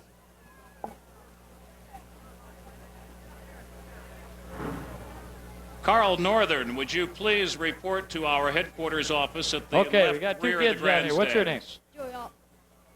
What's your name? Dana Bennett. What's your question? Who founded the racetrack and in which year was it founded? Who founded the racetrack? The racetrack was built 20 years ago by a bunch of people that were racers. What was your other question? And when? When? When was it? 20 years ago. I don't know. That's too far for me to figure out. We got 2 gift certificates for you kids from Leo's Auto Supply. Give them to Mom and Dad and get them some new floor mats so your feet ain't dirty in there in the carpet. Okay, Jack Jacobs going to do something here while we're waiting. Hold on to this, please. All right, I'm going to get about right here. All right, and divide it off. I want to see how loud from this point this way they can hear it in the pit. So let's see if you guys are louder or these guys are louder. Let's just do from right here this way. On the count of 3, we're going to do this twice. Let's let them hear it in the pits. From here over. 1, 2, 3. All right, let's try it over here. You can beat that, right? On the count of 3. Let's let them hear it. 1, 2, 3. All right, we're going to give you one more chance. See if you can be louder than this side. On the count of 2. 1, 2. I think you already got them beat, but let's do it again. On the count of 2. 1, 2. This side wins it. Give yourself a good hand, all of y'all.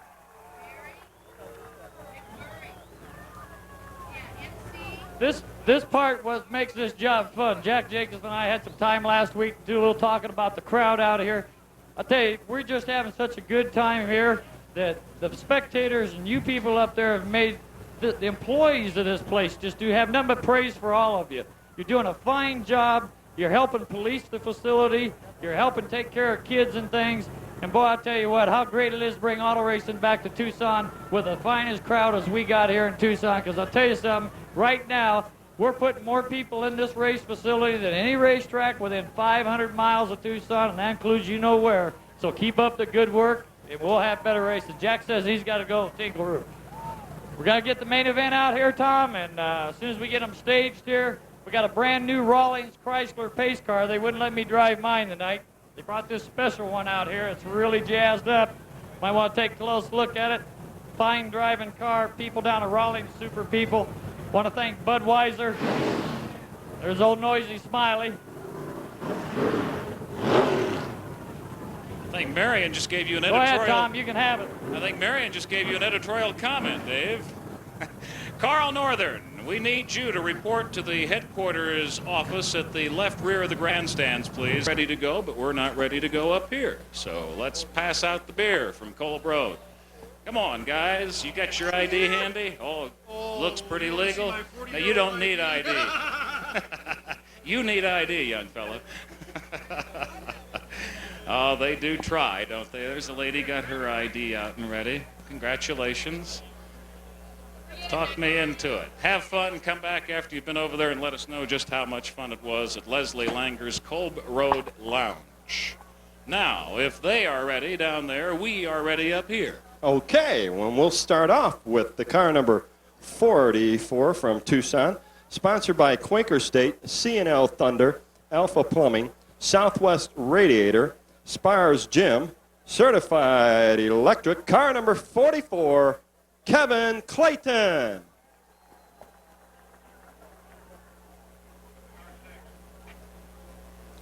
Number 6 in your field tonight, sponsored by Southwest Stucco, Sunset Ornamental Iron, D&R Communications, with Tucson and Ron Lutes at the wheel.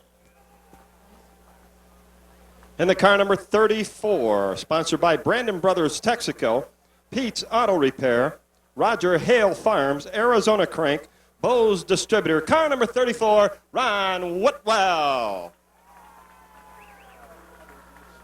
The number 4 machine, sponsored by Borderland, Altieri Trailer Sales, Copper State Towing, Greco Pro Construction, George's Automatic Transmission. That's Tucson and Jack Cocott behind the wheel. And the car number 55, sponsored by Marketing Concepts, Brandon Communication Systems, Brandon Brothers Texaco, Bob's Engine Service, Certified Electric, Jack's Towing, car number 55, Bronco Billy Brandon. And sponsored by Drake & Sons Used Auto and Truck Parts and Jason's Restaurant, Chuck Bosland of Tucson in number 90. And the car number 98 from Tucson, sponsored by Arizona Machine and Tool, Center Incorporated, Townsend Racing Works, American Spectrum Corporation, car number 98, Robert Townsend. And brought to you tonight by Frontier Towing, Parts World, ACI, C&T Tire. That's Tucson and Lou Malandrone at number 48's wheel. And the car number J7, sponsored by Miracle Square Apartments in Tucson, Arizona Custom Engines, Parts Place, and Casa Grande, car number J7, Jack Ickes. Next to him, sponsored by Cobra Tire, Bud Light, racing since back in '76 from Globe, Wes Meeks in number 5. In the car number 17, sponsored by Coors Light, the Coors Light car, A. Pierce Company, and Arizona Spring, Townsend's Racing Works, McLaughlin Body and Paint, Pima Welding Supply, and Pennzoil, car number 17, Ivan Russell. To the left of Ivan in that number 14 machine, sponsored by O'Reilly Chevrolet, Townsend's Racing Works, Tucson on Tapes, Steen Engineering, Foothills Automotive. That's Tucson and Terry Green. In the car number 74, the Blue Circle West car, Performance Engine and Machine, Amarillo Braswell Carburetions, the Spirit of Vicky Lynn Danny's Racing Apparel, and Amarillo, Texas, car number 74, Carl Trimmer.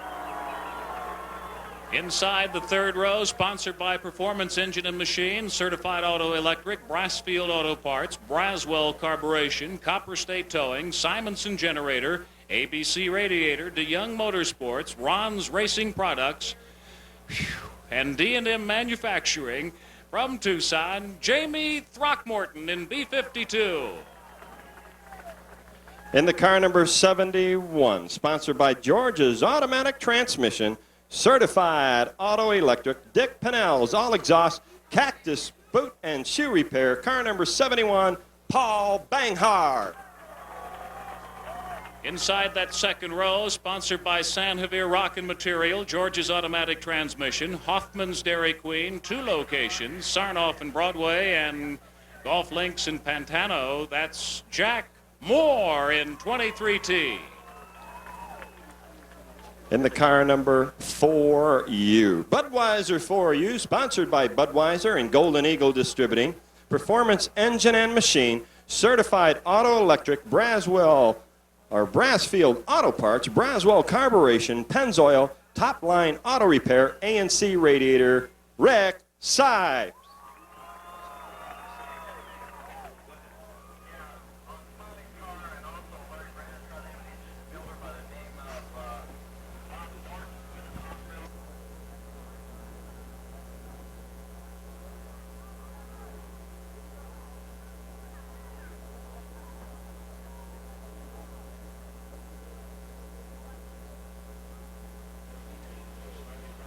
Okay, on your pole position, ladies and gentlemen, the number 9 car, sponsored by Southwest Stucco, Sunset Ornamental Iron, the Colb Road Lounge folks, the Bootery on Craycroft, and D&R Communications. Chevy 406 of Tucson, Marion, Laughing Boy Smiley. And a special thought tonight to Bob Norton, who is in the hospital, and we'd like to mention him tonight. Also, good friends of his is Marion Smiley, the Brandons, and Bob Lutz. So, Bob Norton, we wish you well and a speedy recovery. And the pace car tonight from Rawlings Chrysler in Plymouth. Out in front, that clean, good-looking red machine, as you see him lead the rest of the field. In number 14. He will be starting inside on that 4th row. So Smiley, Sipes, Moore, Banghart, Throckmorton, Trimmer, Green, Ivan Russell. Wow. Those are your 8 at the top as we start here. Down from Globe tonight, Wes Meeks in that sleek black number 5, Jack Ickes in J7, Lou Malandrone, the 48 Buick, Robert Townsend at number 98, Boslin, Brandon, Cocock, Whitwell, Hancock, Clayton, Lutes, and Lang. Partners in entertainment. Well, they look mighty fine out there, side by side, and bunching it up and heading down the back straightaway. George Camp has the green flag in his hand. I think we're going to go green this one, Tom. George is always eager to do it, and I think you're right. I think we're going to see the green fly here and look for a flying start out of these guys if that happens, and it does. And Rick Sipes nails it early and takes the lead over Laughing Boy up into turn number 1. And we've got one down in turn 4. Or is he able to get it going? That's Lou Malandrone getting the number 48 Buick out of the way as Rick Sipes sets it up. Now he slides out of turn 4. Smiley, and right behind Smiley coming out of turn 1 is that youngster Paul Banghart, and Carl Trimmer running real close to him right now as they headed up into turn 3, and Jack Moore and Ivan Russell right behind them. Running Rick Sipes in the lead in the 4U car under the Winston Racing Series sign and in the lead. Trimmer running along, trying to close things up, heading into turn 3, not able to get her done just yet as they all ease themselves by Malandrone. So it's Sipes, Smiley, and Trimmer running 1, 2, 3 in this one.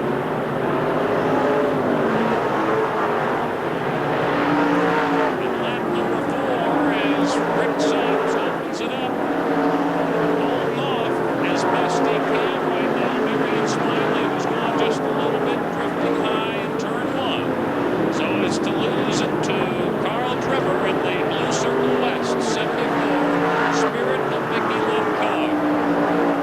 Trimmer now running ahead of Marion Smiley and trying to set those sights up on Rick Sipes, who took his first main event win out here on Saturday night, July number 4. Looking to do it again right now, Jack, looking awfully strong.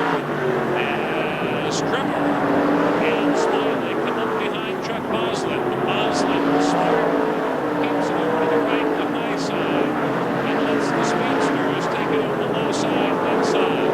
Marion trying to close things up on Carl, heading up into turn 3. Both of them running about a 1/4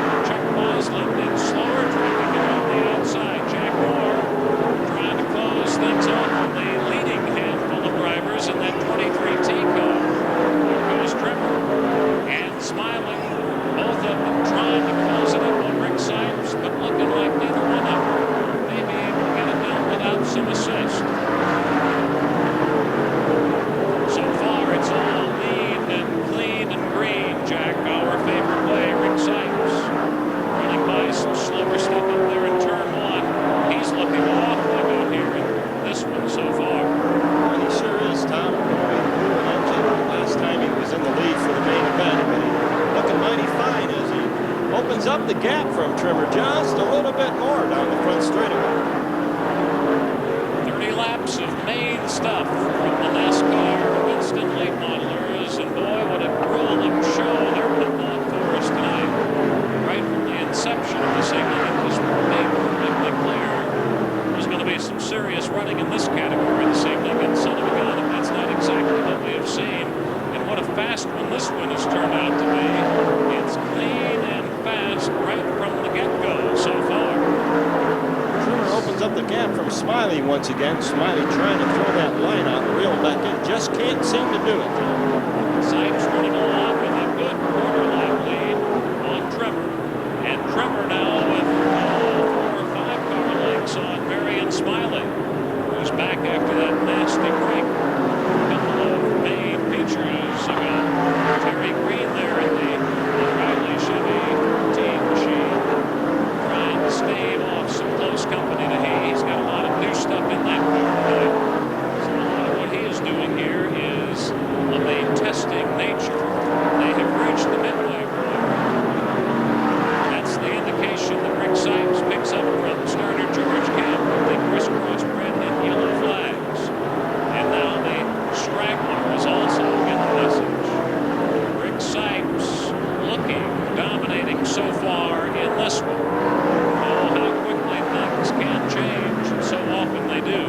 Sipes will have to work his way now through some of that slower traffic. Not all the Fome is going out of their way to move things up. So that's right, Tom. He'll chunk it out as best he can himself. He is running real close right now in turn 4 and bumping around with Terri Green. Pretty good coming out of 4, but able to keep it out of trouble. He's still got Green in his way up in between turns 1 and 2. Terri not giving an inch. He's going to make Sipes fight for everything he gets, apparently.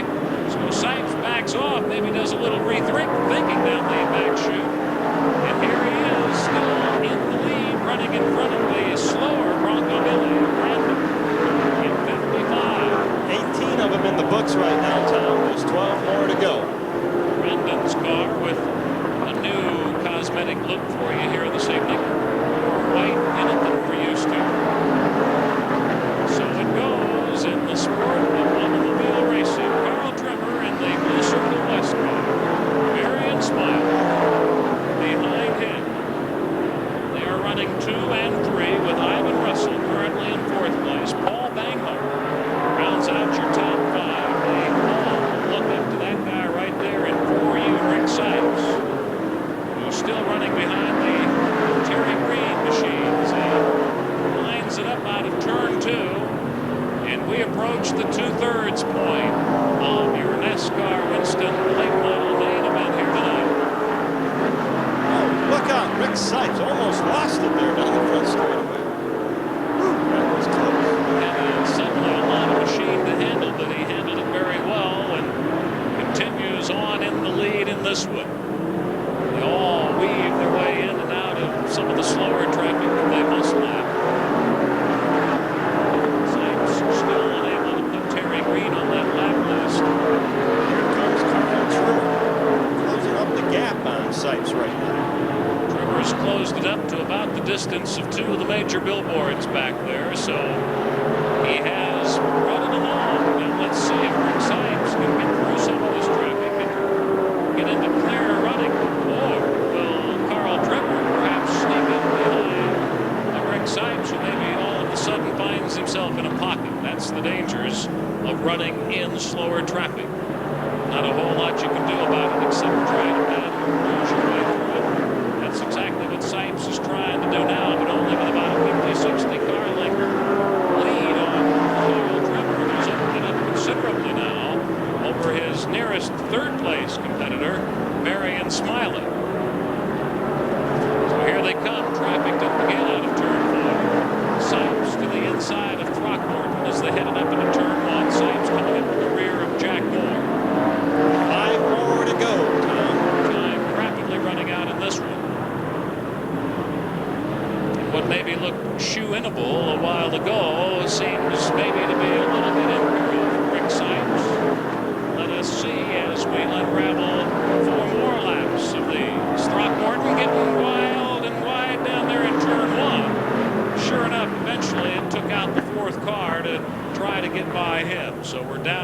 on. That'll bring out the yellow, and you know what that's going to mean. At the resumption time, we'll be all bunched up.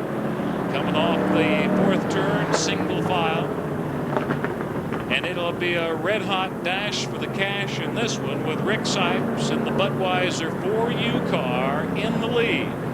Carl Trimmer has closed it up most impressively on him, and Trimmer already socking it in behind Rick Sipes in anticipation of the restart. Marion Smiley in car number 9 making a pit stop right now. Whether he'll be back out is to foresee, but he did pull it into the pits on that yellow flag lap. So let's see if we can get him back out here. Sipes looking real good, but I'll tell you what, Trimmer was really starting to close up to him, Tom, and now that the yellow flag is out, this is going to be somewhat of a trophy dash toward the end, or I should say a main event dash. Well, you look at the cash as a form of trophy, and it is a trophy dash. It's also a prestige dash. Always pride is on the line. That's Bronco Billy Brandon, who lost it over there at turn number 2. So Billy's getting the tow truck and hook thrown on him. But wait a minute, no, he's got it going again. Throckmorton in B52, meanwhile, has been thumbed to the rear of the pack.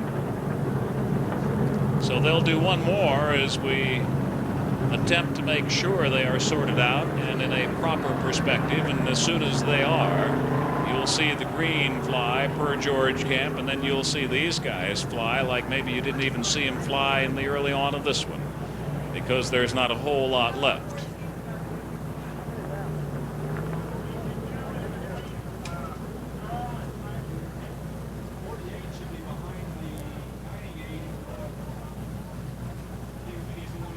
Well, the yellow still flies as they try to get him sorted out. That's what the holdup is.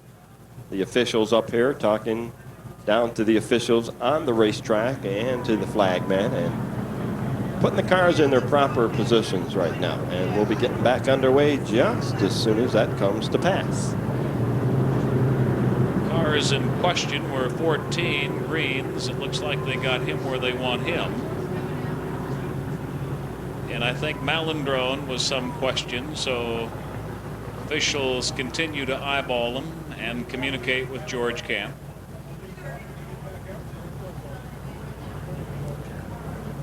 So we'll do one more under the yellow.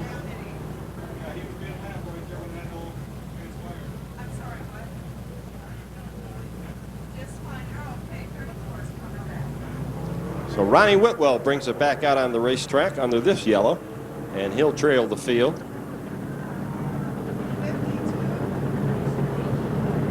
As Rick Sipes in that Budweiser 4U car leads him on around one more time. Certainly not an unfamiliar position for that car. Question is, can he hang on? And he knows the guy running right behind him has flat planted her into the victory lane celebration already. 10 incredible times out here in '87. Sipes has been there but once, and that was on Firecracker night. We've got green again. So let's see if Sipes can stay on. Carl Trimmer, it'll be a dash to the end. You can bank on that. Sipes taking her extra low right now. And wouldn't you know it, we just barely get this one cooking again, and we've got yellow again. We've got one messed up here in turn 1. Some slipping and sliding that they were not expecting to have reach out and slap them, but son of a gun if it didn't get us right off the bat in our restart. Looks like Kevin Clayton in number 44, Tom.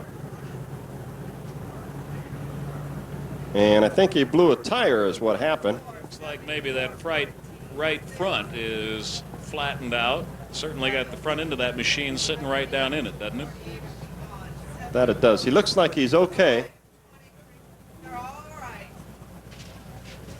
Got a guy sitting down here in front of our archery friend who is celebrating a birthday tomorrow. So a bit premature. Our happy birthday best wishes and congratulations go out this time to Dennis Johnson. Hope yours is a dandy, Dennis, tomorrow. Have a happy one. And keep coming to Raven. Well, it looks like he's okay. Let's give him a good hand, folks. Car number 44, Kevin Clayton. Good, valiant effort by Kevin. Just having a little bit of bad luck tonight. Boy, these guys drive their hearts out, don't they? Hearts and parts. So we didn't complete one, so we'll still have 5 laps left once George gives him the green.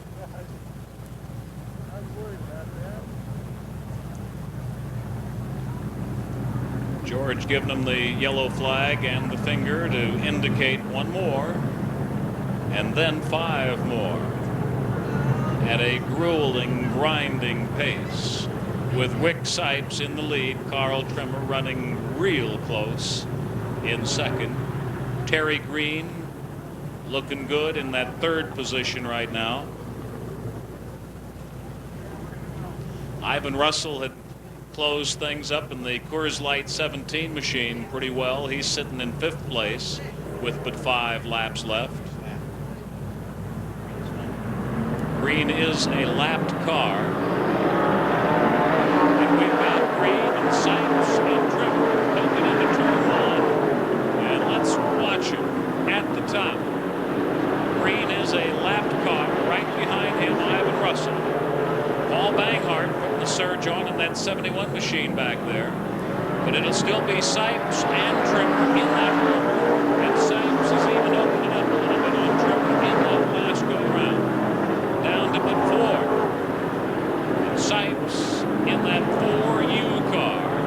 Leading Trimmer into turn 3. Here they come.